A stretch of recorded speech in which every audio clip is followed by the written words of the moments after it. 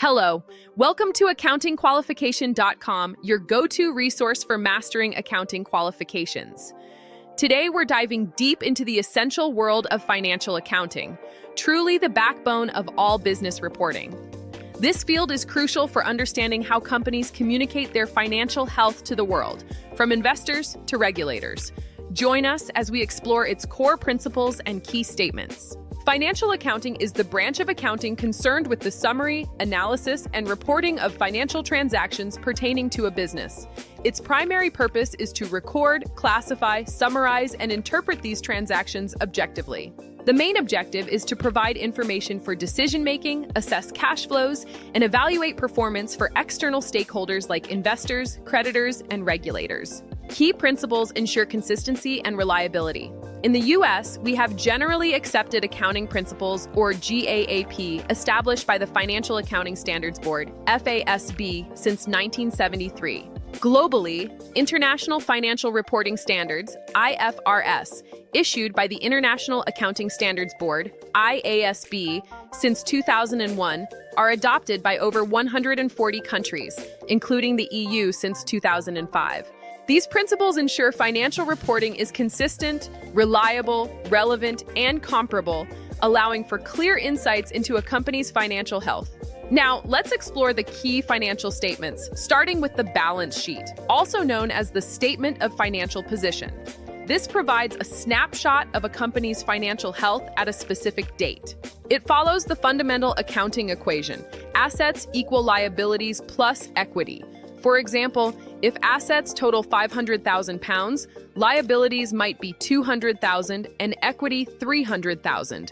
Assets include current assets like cash, accounts receivable, and inventory, convertible within 1 year, totaling £200,000 in our example. Non-current assets, such as property, plant, equipment, and intangibles, represent longer-term investments totaling £300,000. Liabilities are obligations, divided into current liabilities like accounts payable and short-term debt, totaling £150,000, and non-current liabilities such as long-term debt. Equity represents the owner's stake, including common stock and retained earnings, which in our example totals £300,000. Next, the income statement or profit and loss statement covers a period, showing revenue, expenses, and ultimately, profit. For instance, revenue of £400,000 minus cost of goods sold of £250,000 gives a gross profit of £150,000. Subtracting £80,000 in operating expenses, including salaries, rent, and depreciation, leaves an operating income of £70,000. After adding other income and subtracting interest expense, we get a net income before tax of £75,000. With a 20% tax, the net profit is £60,000. Finally, the cash flow statement reconciles net income to changes in cash over a period, typically using the indirect method. It's divided into three main activities: operating, investing, and financing.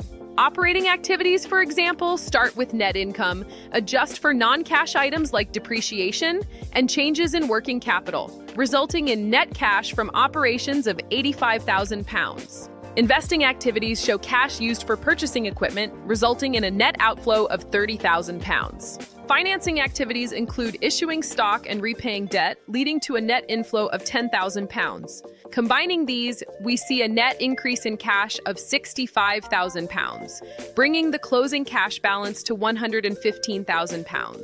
Understanding these statements is vital for informed decisions. Investors analyze ratios like the current ratio, debt to equity, and return on equity to gauge a company's financial health. For students and professionals, mastering these fundamentals is crucial for qualifications like ACCA, ACA, CIMA, and CPA, opening doors to rewarding careers. Practice with real statements, like Apple Inc.'s 2023 report, which showed revenues of $383.3 billion and net income of $97 billion. Remember to use T accounts for debits and credits and understand the difference between accrual and cash basis accounting. Financial accounting is a dynamic field, with historical roots like Luca Pacioli's double-entry bookkeeping in 1494, continually evolving to meet modern business needs. For comprehensive courses on these fundamentals, leading to qualifications like AAT and preparing you for a successful career, visit accountingqualification.com. Like this video, subscribe to our channel for more insights, and start your journey to becoming a qualified accounting professional today.